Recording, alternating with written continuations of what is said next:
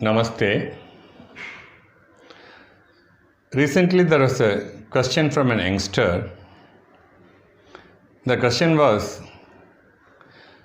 in the name of performing Havan or Homam, we are pouring a lot of ghee and put a lot of eatables into the fire. Is it necessary? Can we not put them to a better use? Question was very relevant. Okay, I was reminded of an incident where an old man in a village, a very affluent man, who had enough money, he had a son and a daughter. They studied well. The daughter got married and settled in Germany. The son got a job and went to US. At some point they needed money for some purpose, so this man had sold some property here. So he wanted to send them money. He didn't know how to do it. He took Indian rupees currency to the bank and told the bank manager, look, my son is in US, daughter is in Germany, I want to send this money. He said, no problem, give me the money. He got the money in Indian rupees cash, and on the computer he did talk something, and then said, yes, the money is transferred, they will be getting it. This man was puzzled. I mean, they'll get Indian rupees. The banker said, no.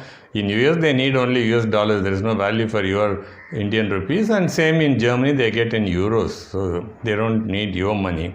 But then how did you send? No, we have a mechanism by which we convert it into that and give. We give it to them the way they want it. Oh, is it? You are doing it free. No, we charge a commission which is built into what you said. Oh, is it? Okay. When they were talking, there was a message, beep beep on the old man's phone. He looked at and said, yes, my son has received the money. The other beep came, yes, my daughter has received the money. He said, thank you. But he said, I don't understand all these things. But the fact is that it is working. So if you don't understand, if there is a result coming, let me accept. And he walked off. Now, let's come to our question, right?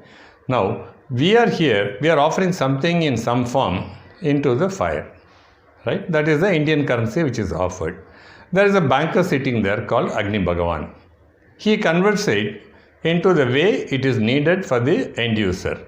If the ancestors are living in different places, he converts it. Yes. The ancestors living in another place is a basic faith of the Hindu religion. We'll talk about that subject later. So they need it in some form. So he converts it into the form in which they need and he gives it to them, for which he charges a commission. Yes, we are making an offering to the Agni Bhagavan also. So that is how the whole system works. But the problem is the human superiority complex. I would even call it a human arrogance. At the time of tsunami, an IAS officer was walking along the seashore on the East Coast Road. He suddenly saw some cows and buffaloes running away from the sea in a sort of a frenzied manner. He couldn't understand why, but he thought something is not okay. Started running along with them. He crossed the road and reached, and the tsunami, the heavy water from the sea came in a couple of minutes.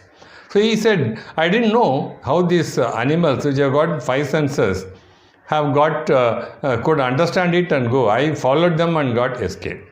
Now, they are called five senses because we classified it. If they have classified it, they would have put us into the fifth sense and they would have classified it as sixth sense.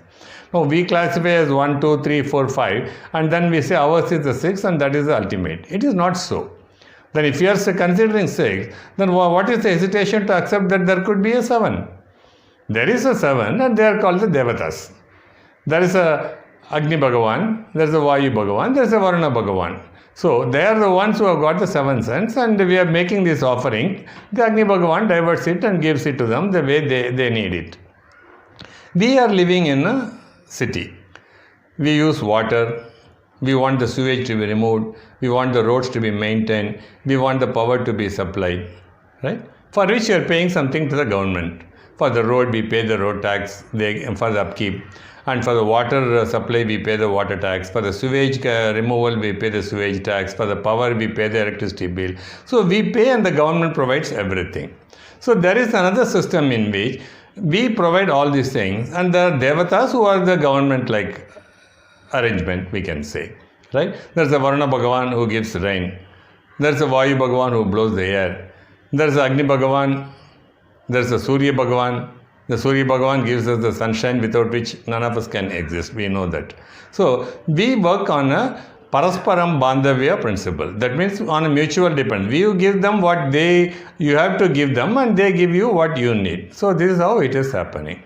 So instead of questioning why it should be done, because we have seen these results happening, let us try to follow it. This is not superstition. There's a big difference between faith and superstition. This is something which the ancestors have followed, and we have brought it to this level, and if we are not understanding it, let us at least try to follow it. There may be somebody in the next generation who may understand that.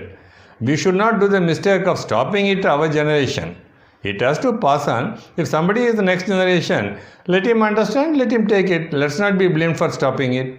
So let us think that there is a merit in all these things. There is a logic behind all these things. And by doing this, all of us are going to live in comfort. And that's the ultimate objective of everybody. So let us follow these practices, and there's a meaning behind it, and we'll all be living in happiness. Namaste.